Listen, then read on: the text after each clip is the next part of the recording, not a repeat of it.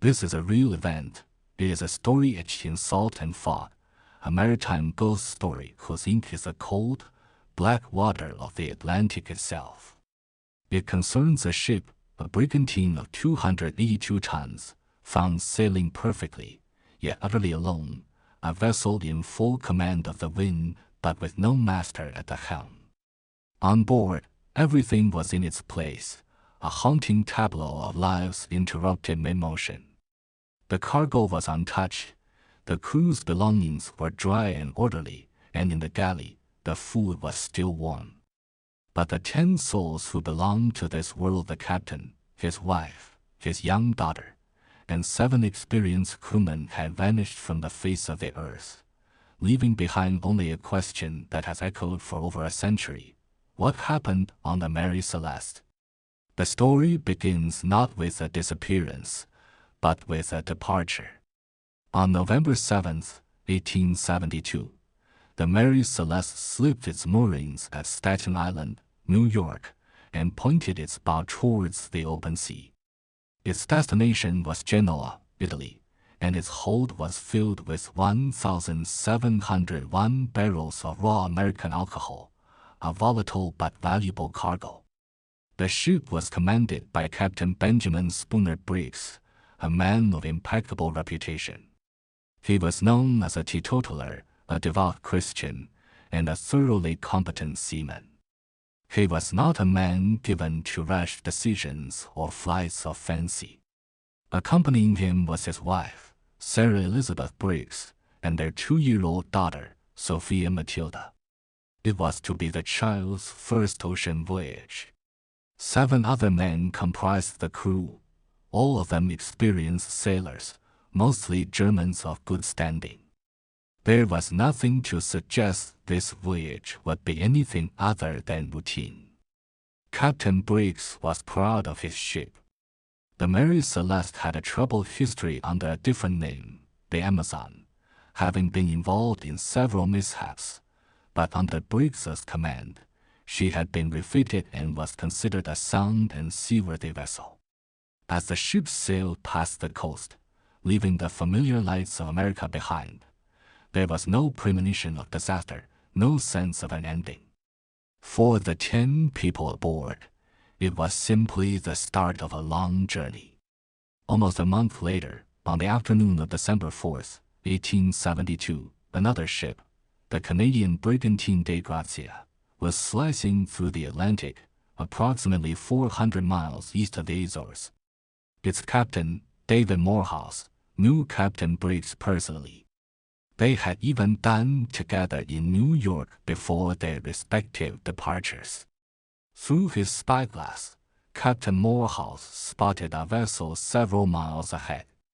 It was moving erratically, its sails slightly tattered and poorly set, yawing in the wind as if under the control of a drunkard or a novice. As the Dei Grazia drew closer, Morehouse recognized the ship. It was the Mary Celeste. He was puzzled. The Mary Celeste had left New York over a week before him. He should not have been able to catch up to it so easily, let alone find it in such a state of disarray. He hailed the ship. There was no answer. He scanned the decks with his spyglass. They were empty. A profound and unnatural stillness seemed to hang over the vessel, a silence that was more terrifying than any storm. Concerned, Captain Morehouse dispatched his chief mate, Oliver DeVoe, and 2 other seamen in a small boat to board the mysterious ship. What they found would become the seed of one of history's greatest maritime enigmas. As DeVoe's feet hit the deck of the Mary Celeste, an eerie quiet enveloped him. The ship was sound, its hull was intact, and it was sailing steadily, albeit aimlessly. But there was not a single person, living or dead, to be found. The ship was a ghost. The boarding party began a methodical search, their footsteps echoing unnervingly on the silent wood. The eerie sense of a recently abandoned scene was everywhere.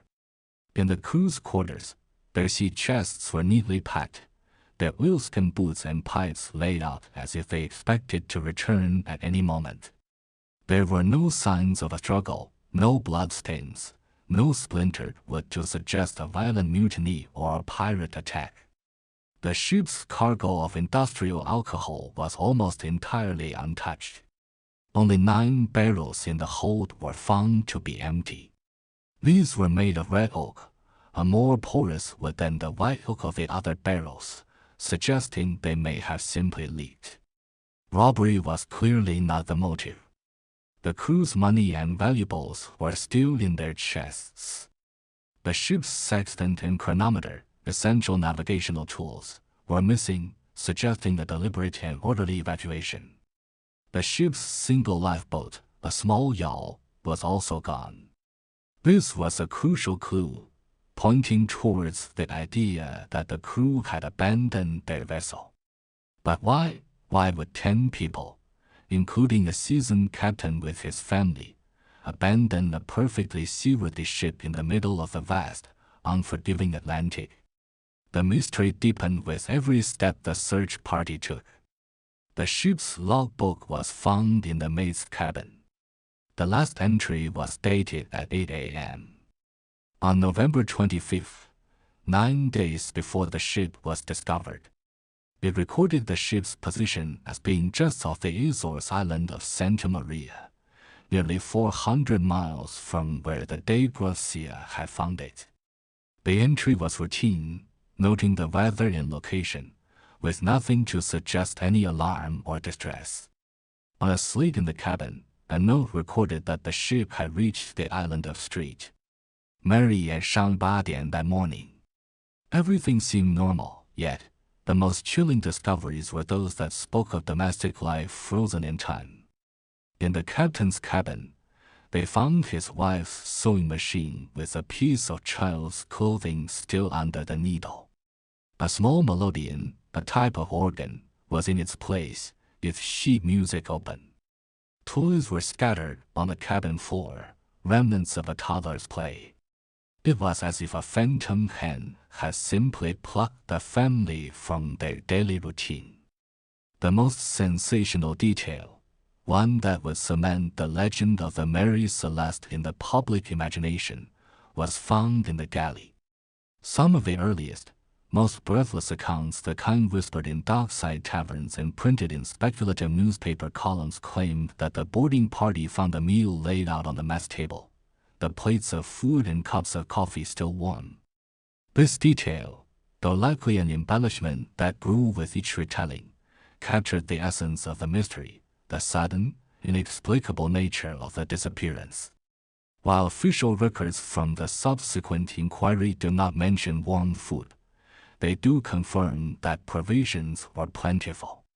There was a 6-month supply of food and fresh water, more than enough to complete the voyage to Genoa and back. The crew had not starved, they had not died of thirst, they had simply vanished. One other peculiar detail was noted. The ship's bilge pumps were in working order, but there was a significant amount of water, over 3 feet, sloshing in the hold. It was not enough to be a critical danger to the vessel, but it was more than would be expected on a well-maintained ship. Furthermore, the main hatch cover was secure, but the forward and lazarette hatches were open, their covers laid on the deck beside them. The ship's rigging was in a slight state of disrepair, with some ropes broken and hanging loose, and one of the 2 pumps was disassembled on the deck, as if someone had been attempting repairs. All of these were small, disparate clues, pieces of a puzzle with no picture on the box. They hinted at a problem, but not a catastrophe. Captain Morehouse and his crew faced a dilemma. They could report the discovery and sail on, or they could attempt to salvage the Mary Celeste and her valuable cargo. The potential reward was huge, but it meant splitting his own crew of 8 men to sail 2 ships to the nearest port, Gibraltar, a perilous journey of some 600 miles. He chose the latter. He put 3 of his men, led by Chief Mate Debora, aboard the phantom ship. For the next 2 weeks, the Dei Gracia and the Mary Celeste sailed in tandem, the ghost ship a constant, silent companion. One can only imagine the psychological toll on Debora and his men, sailing a vessel whose crew had disappeared, sleeping in the cabins of ghosts, walking the same decks where 10 souls had last been seen alive. Every creak of the timbers, every slap of a wave against the hull must have felt like a whisper from the missing. When the 2 ships arrived in Gibraltar in mid-December, the story truly began. The Vice-Admiralty Court convened a salvage hearing, which quickly spiraled into a full-blown investigation led by the colony's Attorney General, a man named Frederick Sollyflood. Sollyflood was immediately suspicious. He was a man of rigid logic, and in his mind, a sunk ship is not abandoned without a dire cause. The absence of such a cause pointed not to mystery, but to crime. He was convinced that foul play was the only possible explanation. His primary theory was that the crew of the Dei Gracia had murdered everyone on the Mary Celeste to claim the salvage reward. He ordered the Mary Celeste to be minutely examined for evidence of violence. His men scoured the decks and cabins, searching for bloodstains. They found none, save for a few faint reddish marks on the deck rail and a single, curious mark on the captain's sword, which was found in his cabin. Sollyflood declared it to be blood, proof of a violent struggle. A chemical analysis later proved him wrong. The marks were merely rust and some fruit stains. Sollyflood's second theory was even more sinister. He proposed that Captain Briggs and his crew had gotten drunk on the industrial alcohol in the hold, murdered the Briggs family in a drunken rage, and then fled in the lifeboat, either to their deaths at sea or to a new life in some unknown land. This theory collapsed under the weight of basic facts. Captain Briggs was a staunch abstainer from alcohol, a fact attested to by numerous witnesses. His crew was known to be professional and disciplined. Furthermore, the cargo alcohol was not potable. It was raw fusel oil intended for fortifying Italian wines, and drinking it would lead to a swift and agonizing death, not a drunken party. Despite the lack of any evidence to support his claims, Sollyflood pursued his investigation with a theatrical zeal, detaining the Dei Gracia crew for months and blackening their names. The inquiry dragged on for over 3 months, a torment for Captain Morehouse and his men, who were treated more like perpetrators than saviors. In the end, the court found no evidence of foul play. But the judge's final report was telling. While awarding the salvors a payment, it was a fraction of what they should have received, a mere £1,700, a sum that suggested the court, like Sollyflood, still harbored deep, unprovable suspicions. The official verdict was, in essence, that there was no verdict. The mystery was left unsolved, and the file on the Mary Celeste was closed. But the speculation had only just begun. In the century and a half since, the fate of the 10 souls aboard the Mary Celeste has become a canvas for endless theories, ranging from the plausible to the preposterous. Each theory attempts to assemble the strange collection of clues: the missing lifeboat, the water in the hold, the disassembled pump, the abandoned ship into a coherent narrative. One of the oldest and most persistent theories is piracy. The waters around the Azores were, historically, not unknown to pirates. Perhaps a corsair vessel boarded the Mary Celeste, murdered everyone, and threw them overboard. But this theory quickly crumbles. Why would pirates leave behind the valuable cargo of alcohol? Why would they leave the money, watches, and other personal effects of the crew? Piracy is a crime of profit, and no profit was taken. Furthermore, there were no signs of a fight. 10 people, including 7 strong sailors, would not have surrendered their lives and their ship without a violent struggle, and the Mary Celeste bore no scars of such a battle. Another theory, favored by the suspicious Solly Flood, was mutiny. Could the crew have risen up against Captain Briggs, murdered him and his family, and then fled in the lifeboat? This seems equally unlikely. Captain Briggs was known as a fair and respected commander. He had sailed with some of the crew before. There was no hint of discontent. And again, the central question remains, why abandon a perfectly good ship that represented their livelihood and only means of survival? If they had committed such a heinous crime, their best chance of escape would have been to sail the ship to a distant, non-treaty port and disappear. Fleeing in a tiny, open boat in the mid-Atlantic would have been an act of suicide. With foul play largely discredited, explanations turn to the awesome and unpredictable power of nature. Could a sudden, freak storm have been the cause? Perhaps a massive rogue wave washed over the ship, sweeping everyone on deck into the sea. This might explain the tattered sails and water in the hold. But it doesn't explain the missing lifeboat. Nor does it explain why the captain's wife and daughter, who would have almost certainly been safely below deck, would also have vanished. Moreover, the ship's logbook and the log of the Dei Grazie show no record of exceptionally severe weather in the area at that time. A more exotic natural explanation involves a seaquake, an underwater earthquake that can generate sudden, violent turbulence on the ocean surface. It's conceivable that a seaquake could have violently shaken the ship, creating chaos and panic. The rumbling and shuddering might have damaged the barrels of alcohol in the hold, leading the captain to fear an imminent explosion. This could explain the decision to launch the lifeboat and temporarily abandon ship. They might have tethered the lifeboat to the Mary Celeste with a long rope, intending to wait out the perceived danger at a safe distance. If the rope then snapped, they would have been left stranded, watching their ship sail away from them without any means of catching it. It's a plausible scenario, but there is no geological record of a significant seaquake in that region at that time. Perhaps the most compelling and widely accepted scientific theory today centers on the ship's volatile cargo.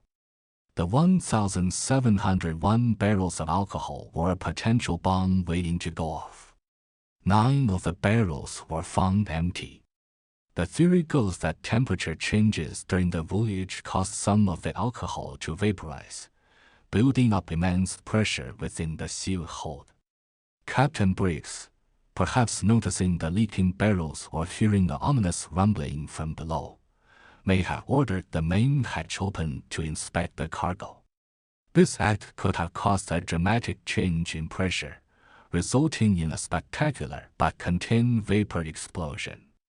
It would have been a terrifying event, a sudden burst of flame and a loud bang erupting from the hold, but not powerful enough to structurally damage the ship itself. Such a phenomenon would explain the open hatches and the crew's panic. Fearing a second more catastrophic explosion was imminent, Captain Briggs would have made the logical, prudent decision: get his family and crew off the ship immediately. They would have scrambled into the lifeboat, possibly taking the navigational tools with them, and trailed the ship on a long tow line, waiting for the danger to pass. This theory neatly explains the orderly but hasty abandonment. But it, too, relies on a fatal second step. The tow line must have parted. A sudden squall could have snapped it, or it could have simply chafed through. Adrift in a small boat, they would have been at the mercy of the ocean. The Mary Celeste, with its sails still partially set, would have continued on its course, a silent, empty vessel slowly pulling away from its horrified crew.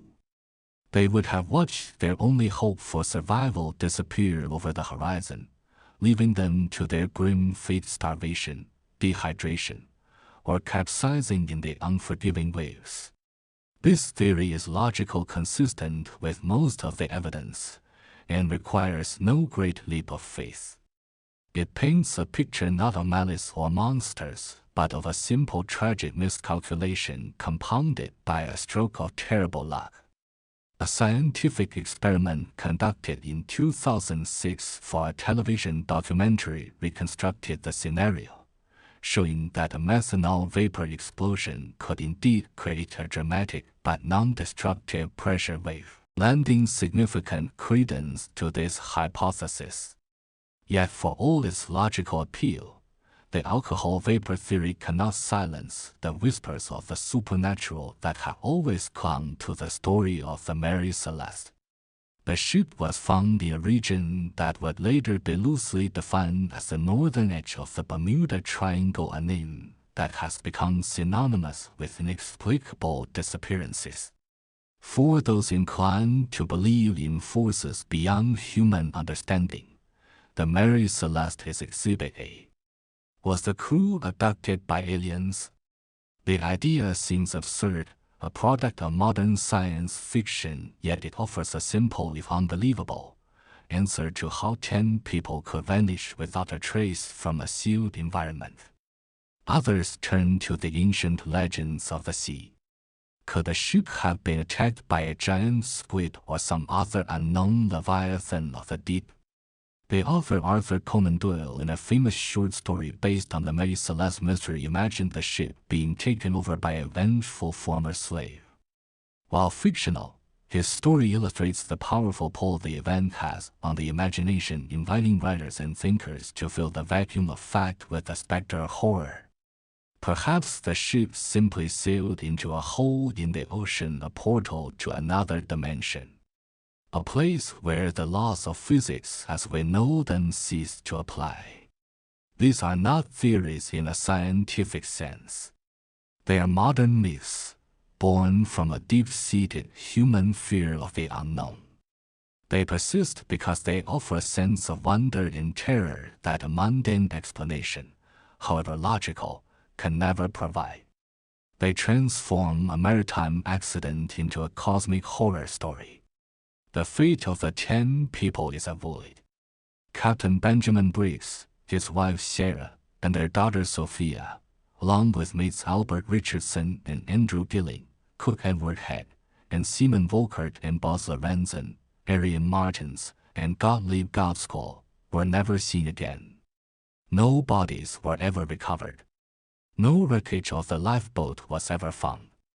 They were declared legally dead, their families left to mourn not just their loss, but the agonizing uncertainty of their final moments.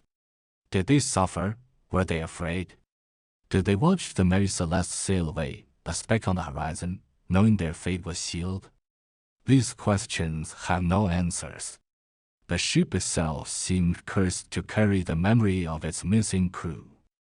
After being released by the court in Gibraltar, the Mary Celeste was sold and passed through the hands of 17 more owners over the next 13 years. It was a tainted vessel, an unlucky ship that sailors whispered about in hushed tones. It lost money for nearly every one of its owners. Its final captain, a man named Gilman Parker, in a desperate attempt to commit insurance fraud, deliberately ran the ship aground on a reef in Haiti in 1885. After loading it with a worthless cargo of old boots and cat food that he had insured as valuable goods. He then tried to set it on fire, but the ship stubbornly refused to burn completely.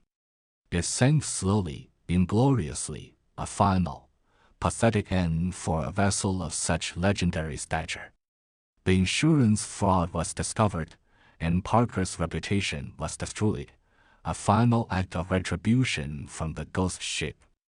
For decades, the wreck of the Mary Celeste was thought to be lost.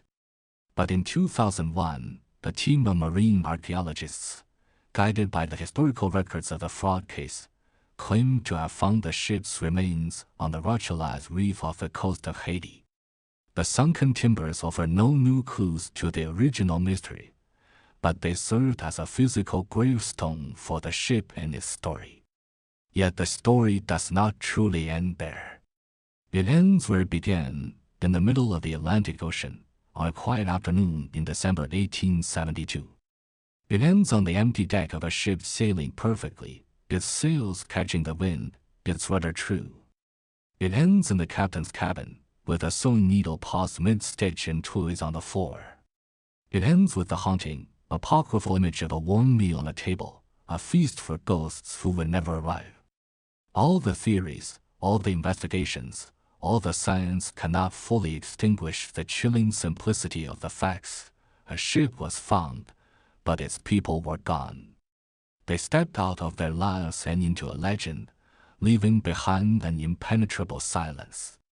The ultimate question is not how they died, but how they could so utterly and completely cease to be.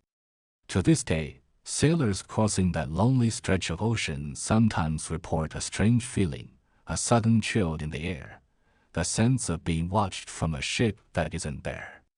Is it merely the power of a story that has seeped into the very salt of the sea, or is it something more? Is the crew of the Mary Celeste still out there somewhere, adrift not on the water, but in the unending ocean of time, forever trying to get back to their ship?